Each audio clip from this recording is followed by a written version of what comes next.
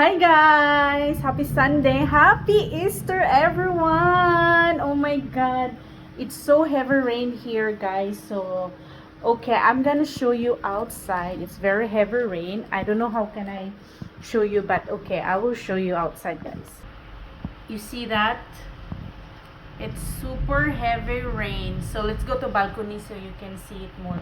Oh my god guys, you see the lightning and very strong rain and the thunder as well. So I don't want to go in the balcony because I'm scared of lightning and thunder, but that was so heavy rain guys.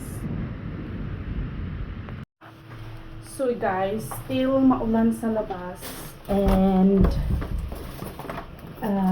kailangan natin bumili ng food kasi wala tayong food and still maulan siya guys. Look, OMG, diba? Maulan pa rin. But, gutom na ako. Wala akong pagkain. So, let's go down and fight. So, yes guys. Super lakas ng ulan.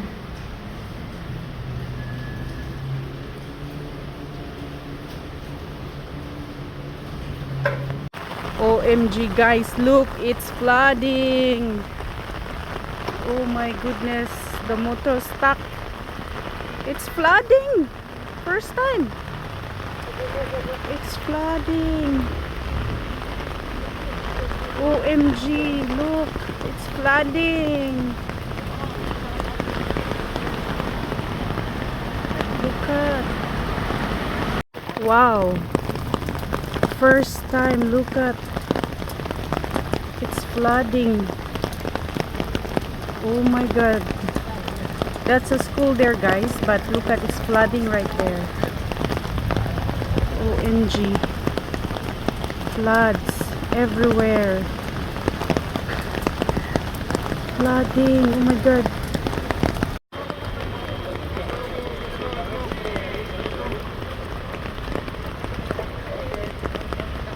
So yes guys, dito na ako sa NTUC. Dito lang to sa baba sa condo. So malapit lang siya mga auntie. Lucky malapit lang. It's just walking distance from our place. Like 3 to 5 minutes walking lang. So ang lakas ng ulan, my god.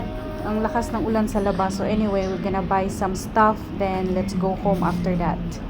So guys, dito na ako sa bahay guys. So bumili ako ng bread, tapos egg, tapos vegetables, and meat, tapos noodle, and cabbage, and lettuce finger, tapos baboy, manok tsaka baboy. Ito yung lulutuin natin.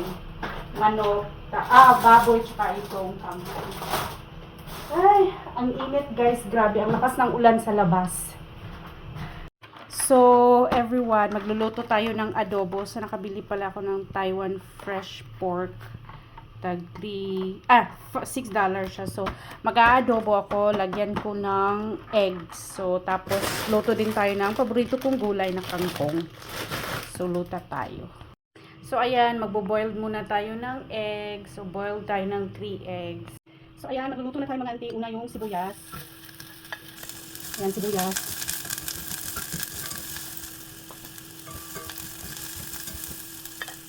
Tapos bawang.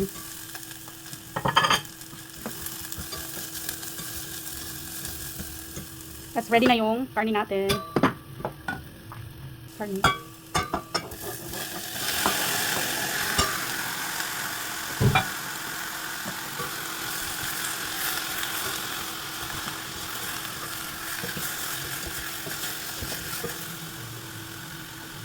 Tapos lagyan na natin siya ng konting asin. Konti lang mga auntie kasi maglalagay tayo ng tuyo. So, konting asin. Tapos, tuyo. Tuyo, pampakulay. Char. Tuyo, konti lang. And, lagyan natin ng siyang paminta.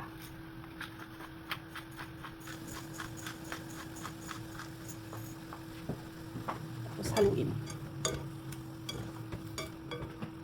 Big mga auntie. Para mag-soft yung karne natin. So, ayan. So, pakuluan lang natin siya hanggang maging soft. Saka natin ilagay yung egg. So, ganyan siya. Pakuluan hanggang maging soft. Tapos, ilagay natin yung egg natin. Dinner time, guys. So, luto na yung aking slash adobo. Simple recipe. And kangkong, rice, and Coca-Cola. So, bon appetit!